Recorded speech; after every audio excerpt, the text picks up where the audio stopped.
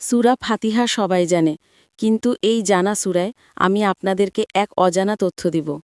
এত পরিচিত সূরার ভেতরে লুকায়িত রয়েছে বিস্ময়কর এক মৌলিক সংখ্যার প্যাটার্ন। এবার আসুন আমরা দেখি সূরা ফাতিহার মধ্যে কিভাবে অসংখ্যবার প্রাইম নাম্বার লুকিয়ে আছে। যেমন নাম্বার 1, সূরা ফাতিহার আয়াত সংখ্যা 7, যা একটি মৌলিক সংখ্যা। নাম্বার 2, সূরা ফাতিহার শব্দ সংখ্যা 29, যা একটি মৌলিক সংখ্যা। নাম্বার 3, সূরা ফাতিহার অক্ষর সংখ্যা 139, যা একটি মৌলিক সংখ্যা।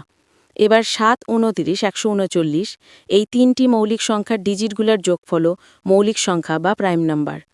যেমন প্রথমত 7 যোগ 0 সমান 7 মৌলিক সংখ্যা, দ্বিতীয়ত 2 যোগ 9 সমান 11 মৌলিক সংখ্যা, তৃতীয়ত 1 যোগ 3 যোগ 9 সমান 13 মৌলিক সংখ্যা। আবার 7, 29, 139 এই তিনটি মৌলিক সংখ্যার ডিজিটগুলোর যোগফলের যোগফলও মৌলিক সংখ্যা, যেমন 7 যোগ 11 যোগ 13 সমান 33 মৌলিক সংখ্যা। এখন যদি আয়ত সংখ্যা, শব্দ সংখ্যা, অক্ষর সংখ্যা পাশাপাশি রাখা হয়, তাহলে যে বিশাল সংখ্যাটি পাওয়া যায় বিস্ময়করভাবে সেটিও একটি মৌলিক সংখ্যা।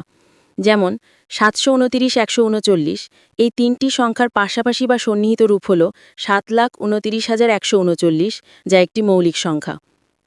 আবার যদি অক্ষর সংখ্যা, শব্দ সংখ্যার আয়ত সংখ্যা পাশাপাশি রাখা হয়, তাহলে এবারও যে বিশাল সংখ্যাটি পাওয়া যায় বিস্ময়করভাবে সেটিও একটি মৌলিক সংখ্যা।